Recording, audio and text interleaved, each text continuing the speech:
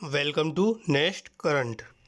आज है आपका 5 फरवरी 2021 और 5 फरवरी 2021 के जो भी आपके इम्पोर्टेंट क्वेश्चंस होंगे उन्हें मैं यहाँ पर डिस्कस करूँगा और सभी क्वेश्चन से रिलेटेड आपको फैक्ट भी बताता हुआ चलूँगा। अगर आपने अभी तक हमारे चैनल को सब्सक्राइब नहीं किया है, आपको वीडियो के नीचे सब्सक्राइब बटन मिलेगा, आप वहाँ से चैनल को सब्सक्राइब कीजिए और साथ ही नोटिफिकेशन बेल को भी प्रेस कीजिए ताकि आपको हमारी तरफ से दी जाने वाली सभी वीडियो का नोटिफिकेशन सबसे पहले मिले। इसी के साथ जो हमारे इम्पोर्टेंट डेज होते हैं दिसंबर के, जनवरी के, उनकी हम एक सेपरेट वीडियो भी बनाते हैं। डेली बेस पर हम इम्पोर्टेंट डे बताते हुए चलते हैं। इसी के साथ एक सेपरेट वीडियो जिसमें केवल इम्पोर्टेंट डेज होते हैं। तो आप इम्पोर्टेंट डे की वीडियो में आपको डिस्क्रिप्शन में लिंक दिया गया है। दिसंबर जनवरी के दोनों के महीने के इम्पोर्टेंट डेज आप वहाँ से देख सकते हैं। तो चलिए शुरू करते हैं आज का अपना फर्स्ट क्वेश्चन। विश्व कैंसर दिवस कब मनाया जाता है? तो विश्व कैंसर दिवस आपका 4 फरवरी को मनाया जाता है। ऑप्शन ए 4 फरवरी। विश्व कैंसर दिवस मनाने का उद्देश्य कैंसर के बारे में जो गलत धारणाएं हैं उनको कम करना और इसके बारे में सही जानकारी प्राप्त करने में लोगों की मदद करना। भारतीय आबादी को प्रभावित करने वाले शीर्ष कैंसर फेफड़े, स्तन, सिर और गर्दन और कोलेस्ट्रॉल कैंसर हैं। इस वर्ष जो विश्व कैंसर दिवस मनाया गया था तो 2021 चल रहा है। 2021 की थीम क्या है विश्व कैंसर दिवस की? I am and I will, ये इस वर्ष की थीम है। नेक्स्ट क्वेश्चन, हाल ही में किस संगठन के साथ जापान के अर्थव्यवस्था, व्यापार और उद्योग मंत्रालय ने सहयोग के एक ज्ञापन पर हस्ताक्षर किए? तो किस संगठन के साथ जापान के अर्थव्यवस्था, व्यापार और उद्योग मंत्रालय ने सहयोग के लिए ज्ञापन पर हस्ताक्षर किए? ऑप्शन बी एशियाई विकास बैंक।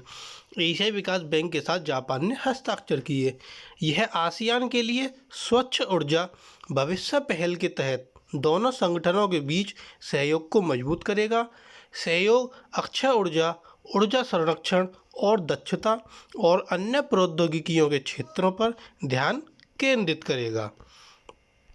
अगला क्वेश्चन, हाल ही में डेमोक्रेसी इंडेक्स की वैश्विक रैंकिंग में कौन सा देश सबसे ऊपर है?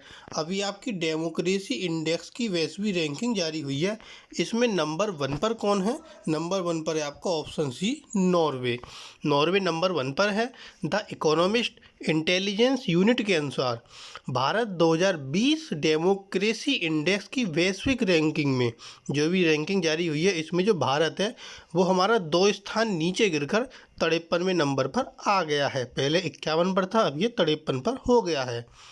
भारत का जो स्कोर है वो 2019 में 6.9 था और अब वो गिरकर 6.61 हो गया है।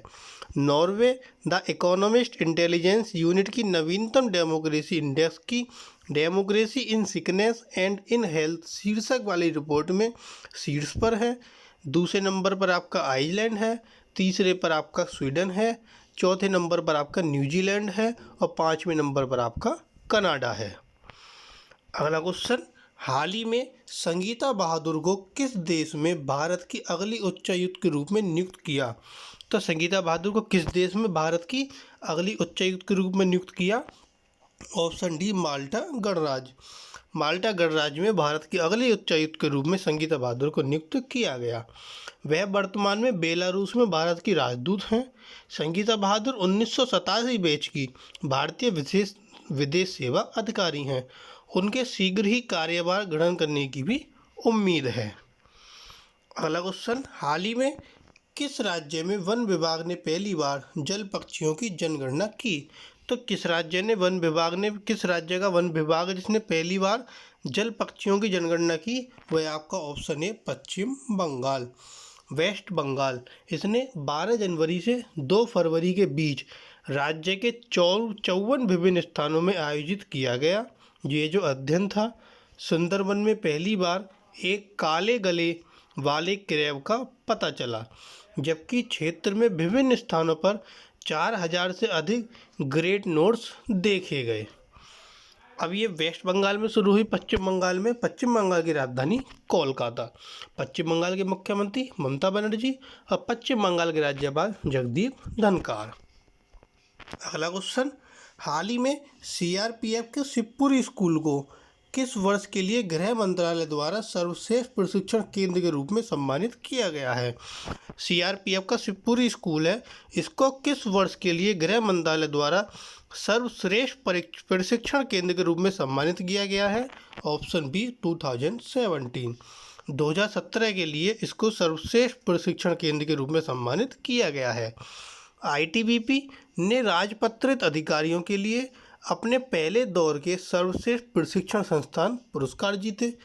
गृह मंत्रालय द्वारा 2016 से 2020 तक लगातार 4 वर्षों के लिए पुरस्कार घोषित किए गए। नीमच में सीआरपीएफ के शिवपुरी स्कूल और प्रशिक्षण संस्थान को वर्ष 2017-2018 के लिए सर्वश्रेष्ठ प्रशिक्षण केंद्र के रूप में सम्मानित किया गया। अगला क्वेश्चन, हाल ही में मोतीलाल ओसवाल इन्वेस्टमेंट एडवाइजर्स ने किसको निवेश बैंकिंग के लिए अपना कार्यकारी निदेशक नियुक्त किया? तो मोतीलाल ओसवाल इन्वेस्टमेंट एडवाइजर ने निवेश बैंकिंग के लिए जो अपना कार्यकारी है निदेशक है वो किसको नियुक्त किया? ऑप्शन सी गौरव सरावगी। गौरव सरावगी को अपना कार्यकारी निदेशक नियुक्त किया है। सरावगी को निवेश बैंकिंग में 16 साल के साथ इक्विटी में 18 साल का अनुभव है। वह सेंट्रम कैपिटल से मोतीलाल ओसवाल से आए हैं, जहां वे निवेश बैंकिंग के लिए वरिष्ठ निदेशक और इक्विटी कैपिटल मार्केट के प्रमुख के रूप थे। अगला क्वेश्चन, हाल ही में पुनर्गठित राष्ट्रीय सुरक्षा सलाहकार बोर्ड में किसे नियुक्त किया गया है? अभी आपका राष्ट्रीय सुरक्षा सलाहकार बोर्ड पुनर्गठित हुआ है, इसमें किसे नियुक्त किया गया है? इसमें नियुक्त किया गया श्रीधर वेम्बू। Option D Sridhar Vembu. राष्ट्रीय सुरक्षा सलाहकार अजीत डोभाल के नेतृत्व में पुनर्गठित बोर्ड में श्रीधर वेम्बू को नियुक्त किया गया है। वे 26 जनवरी 2021 को भारत सरकार द्वारा घोषित पद्मश्री पुरस्कार प्राप्तकर्ताओं में से एक हैं। एनएसएबी के सदस्यों का कार्यकाल आमतौर पर 2 वर्ष का होता है। इस पद के जो अन्य नए सदस्य हैं इसमें के राधाकृष्ण, अंशुमान त्रिपाठी और अरुण के सिंह भी शामिल हैं। अगला क्वेश्चन, कोट्टाराम एग्रो फूड्स किस शहर में स्थित है? कोट्टाराम एग्रो फूड्स आपका बेंगलुरु शहर में स्थित है। Option A Bengaluru.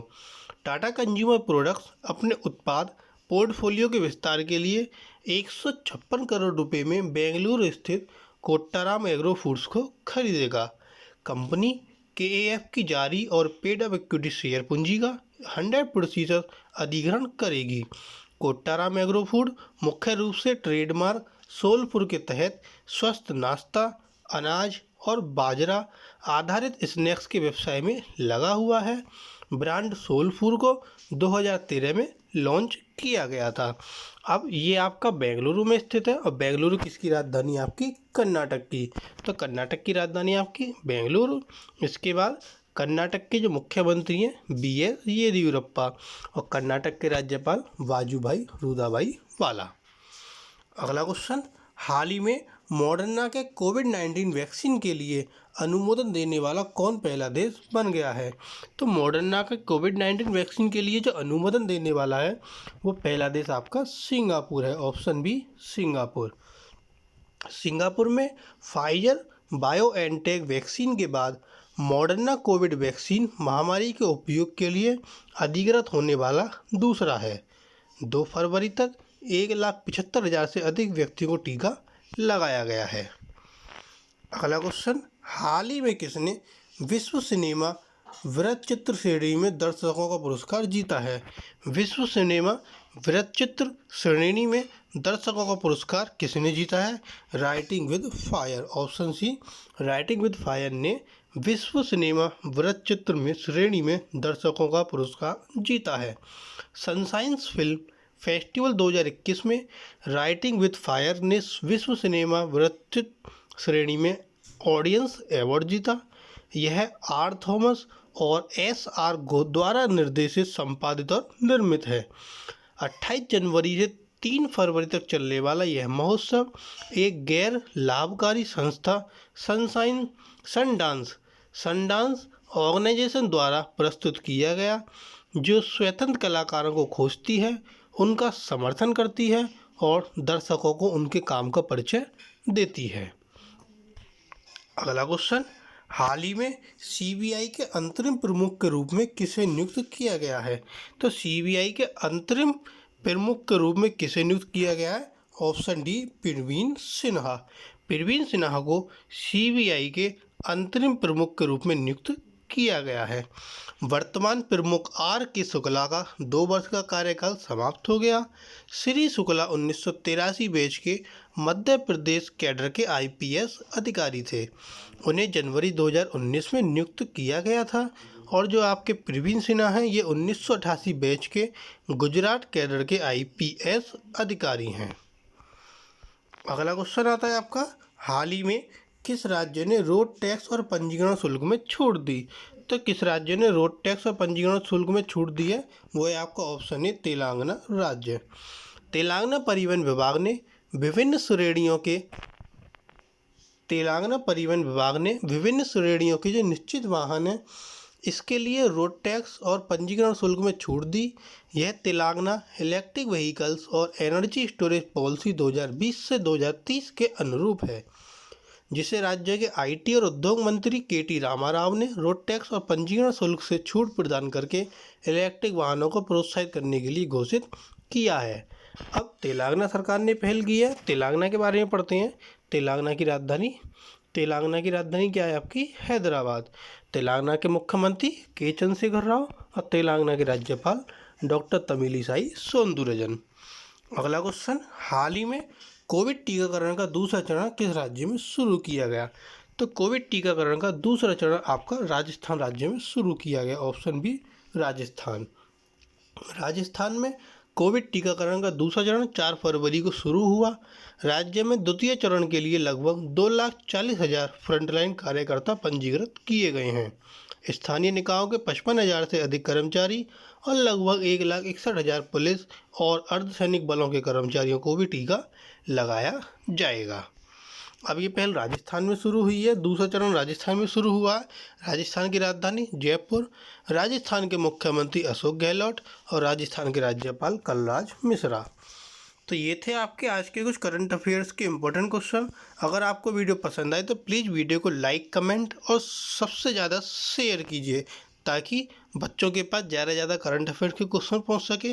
इसी के साथ आप इम्पॉर्टेंट डे की वीडियो के डिस्क्रिप्शन में उनके लिंक दिए गए हैं, आप वहां से उन्हें देख सकते हैं। Thank you.